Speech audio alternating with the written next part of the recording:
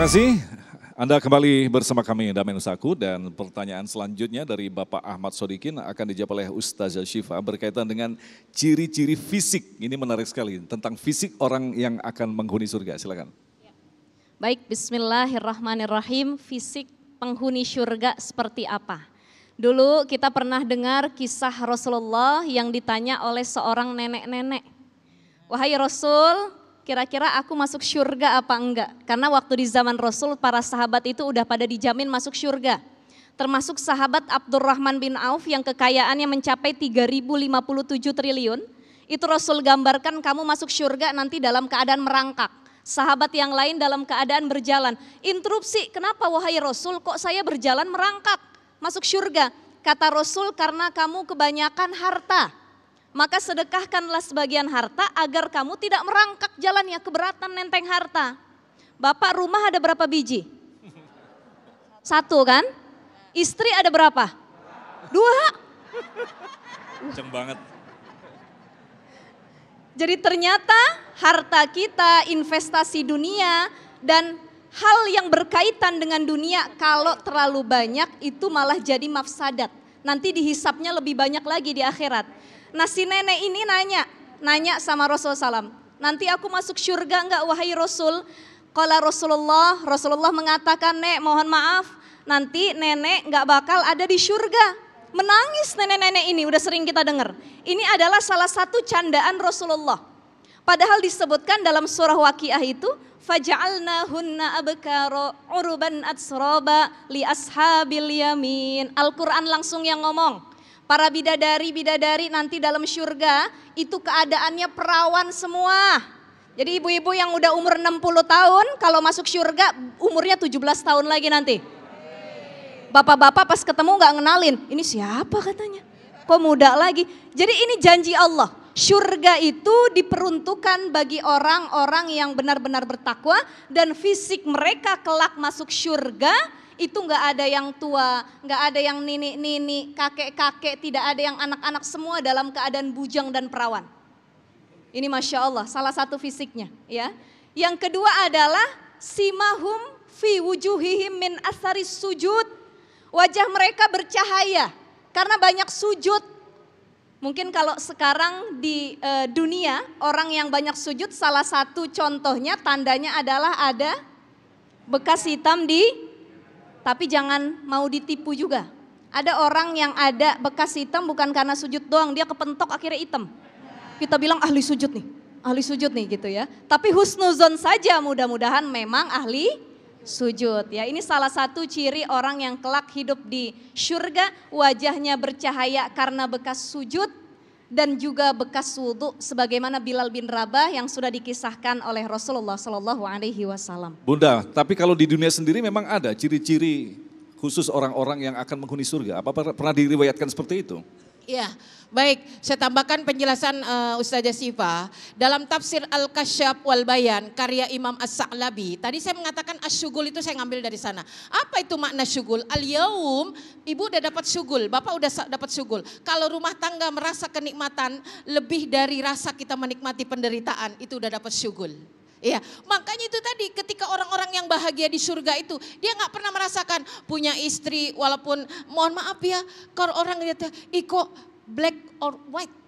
Nah, ibu-ibu kalau udah diundang, dikasih makan, ngelihat pengantin kok yang suaminya ganteng yang istrinya biasa aja ya. Nah, kita selalu ngukur seperti itu bahwa sesungguhnya syugul itu udah bisa dirasakan di dunia. Kalau suami, bapak sampai saat ini masih cinta sama ibu, ya meskipun kadang-kadang sudah kurang berkumandang sanjungan dan pujian. Tapi mohon maaf Pak, kalau ibu kita lagi pergi jalan-jalan, mohon maaf menderita dia. Menderita. Iya Bu, mohon maaf kenapa? Inilah kebersamaan, jadi tanda-tanda kebahagiaan itu udah muncul. Nah yang kedua, mohon maaf ini saya sindir juga sedikit lagi. Adakah di dunia? Ada dong Pak, ada dong Bu. Kenapa? Makanya kata Nabi, seorang laki-laki ketika melihat perempuan cantik di luar sana segera pulang. Pulang dia.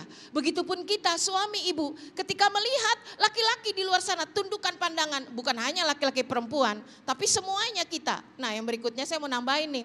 Ada kisah bapak suami yang soleh nanti dapat 70 bidadari. Oh. Ibu kita dapat apa? Dapat raja. Dapat raja.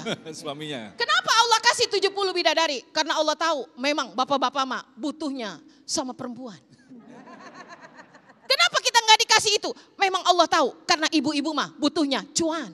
Oh iya. Iya, kita bahagia kalau dikasih uang banyak, betul. Kita bahagia kalau diberi perhiasan. Makanya bapak bahagia kalau lebih dari satu. Ini Allah tahu. Jadi disitulah ciri-ciri kebahagiaan Allah berikan. Jadi di mana tanda-tanda fisik? Riwayat ditambahkan lagi rata-rata usia ahli surga itu 33, enggak 17 karena 17 masih alay. Iya, ibu saat usia 33, Masya Allah Bu, sedang kreatif, sedang sintalnya kita. Semangat masih ada, karir udah sukses, 33. Ya, jadi disinilah Allah bayangkan. Nah, di dunia ini bagaimana kita menciptakan surga? Makanya kata Nabi, baiti jannati. Ya, jadikan rumah kita itu surga, ukuran dunia aja, akhiratnya nanti bersama-sama, insya Allah. Amin, amin ya Allah. Baik, selanjutnya kami persilakan Ibu Murti yang akan dijawab oleh Bunda. Ibu Murti. Bismillahirrahmanirrahim. Assalamualaikum warahmatullahi wabarakatuh. Izin Ustazah, saya ingin bertanya. Seperti apa penghuni surga dan amalan-amalan apa saja yang dapat menjadikan orang selamat di akhirat? Terima kasih. Wassalamualaikum warahmatullahi wabarakatuh. Waalaikumsalam. Ya kalau buat perempuan malah lebih mudah. Kata Nabi, idza shallatil mar'atu khamsaha. Ya. Salatnya benar Bu, enggak usah tahajud, enggak usah rawatib, asal 5 waktunya benar insyaallah. Wa shamat sahroha, enggak juga Senin Kemis, Ramadannya benar ya. Wa hafizat farjaha, jaga kehormatan kita. Wa ta'at zaujaha, taati suami, Masya Allah surga balasannya ya. Tapi ketaatan mana? Selama suami tidak menyuruh kita bermaksiat kepada Allah. Inilah kunci surga. Kalau buat bapak-bapak, jadi imam yang soleh, membimbing istri sesuai syariat, penuh cinta dan kasih sayang, enggak pelit sama bini. Bener loh Pak.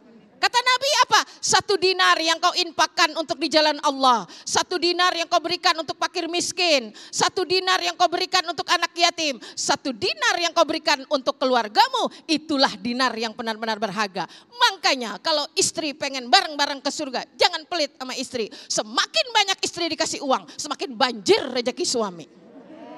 Amin. Iya, kita juga bahagia. Ibu, senang Bu? Kita doain mudah-mudahan suami yang hadir di sini suami yang tajir melintir. Anak satu-satunya. Mudah-mudahan berkah rumah tangga kita. Amin. Kembali ke Ustazah Syifa, berbicara tentang ciri-ciri ahli surga tadi sudah dijelaskan oleh beliau-beliau ini. Tentu saja kita ingin memaknai, lantas bagaimanakah dengan di surga kita itu akan berwujud seperti apa? Artinya makna usia 30 tahun. Apakah ini ada penafsiran lain tentang hadis ini? 30 tahun dalam arti sesungguhnya kita di dunia atau seperti apa? Bismillahirrahmanirrahim. Usia 30 itu adalah usia pertengahan. Kalau usia 40 kan cenderung lebih matang ya Bunda ya. Di usia 40 nanti biasanya kita mulai muhasabah lebih banyak itu Bapak. Ya, selama di dunia itu saya sudah melakukan apa yang sudah saya capai dan lain sebagainya. Sebagai seorang istri apa yang sudah dilakukan, pengajaran apa terhadap anak-anaknya. Nah di usia 33, 30 yang tadi disebutkan oleh guru kita ini adalah usia-usia labil. Maksudnya labil di sini dia belum begitu matang tapi juga tidak terlalu muda. Kalau tadi disebut 17 kan masih anak-anak alay ya Bu. ABG yang masih ya begitu deh main TikTok dan lain sebagainya. Ibu-ibu yang main TikTok sini.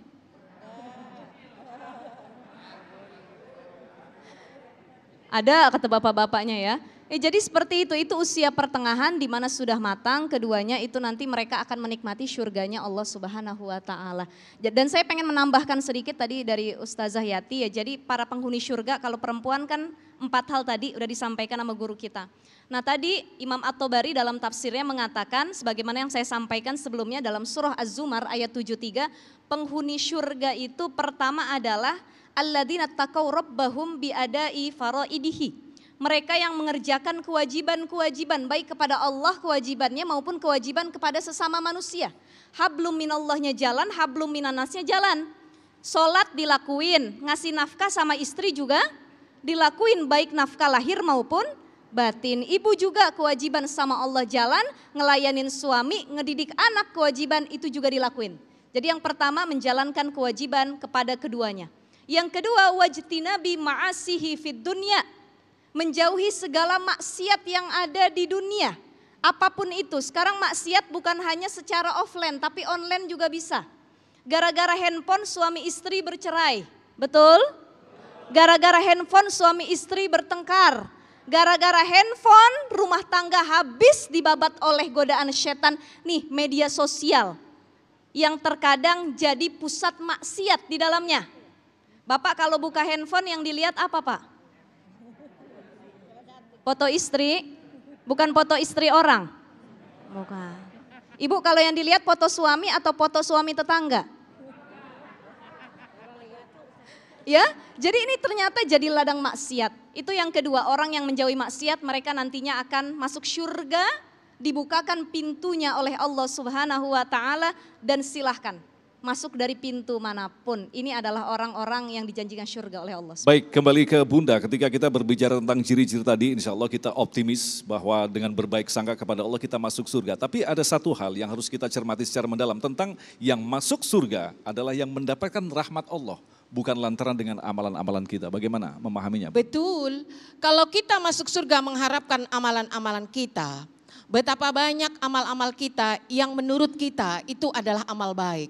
Tapi menurut Allah belum tentu. Makanya kata Imam Ghazali dalam Ihya Ulumuddin, ada 3 proses untuk amal itu dinilai baik. Pertama, nawaitunya, niatnya. Yang kedua, prosesnya. Yang ketiga, akhirnya. Kadang-kadang nawaitunya baik, tengah-tengahnya jelek. Iya, niat mau ngaji di pengajian, main WA, main TikTok, nonton drakor, gitu. Apalagi kalau ustadznya nggak enak, ya niatnya mau ngaji, habisnya itu cuma apa, selfie-selfie, kan gitu. Yang penting mah selfie-nya di pengajian, kan rusak. Iya, niatnya beramal, ya bingung nih mau beramal berapa, 100, 200, begitu nyampe, ya Allah token habis, nggak jadi dah, nggak jadi 200, nah, itu susah. Makanya dari situ kita melihat bahwa keridhaan Allah lah. Ya, tidak ada nominal-nominal berapa kita ini masuk surga ya Allah. Kalau kita berbakti sama suami rasanya adem Bu, Allah ridha. Cari amal yang Allah ridha. Bapak pun begitu. Betapa banyak amal-amal kita ini yang benar atau tidak, tapi mutlak yang tertinggi adalah keridhaan Allah. Makanya di sana yang pertama sekali dicabut adalah rasa dendam, rasa benci di surah Al-Hijr ayat 47. Wa naza'na ma fi sudurihim min ghillin ikhwanan ala sururim mutaqabilin. Enggak ada cemburu Bu, meskipun suami kita punya 70, santai kelos. Iya, kenapa? Enggak ada cemburu. Di sini 2 aja ribut mulu Pak. Tidak ada, enggak ada beban cemburu, enggak ada beban sakit hati, enggak ada berbagai macam. Kenapa? Karena semuanya udah dihilangin sama Allah. Jadi ciri-cirinya ketika kita bagaimana memperoleh kebaikan, dinikmati bagi diri kita, mendapatkan ridha Allah Subhanahu wa taala, tentram jiwa kita. Insya Allah. Baik, terima kasih Bunda. Selanjutnya kami persilakan Ibu Nur. Ibu Nur, siap.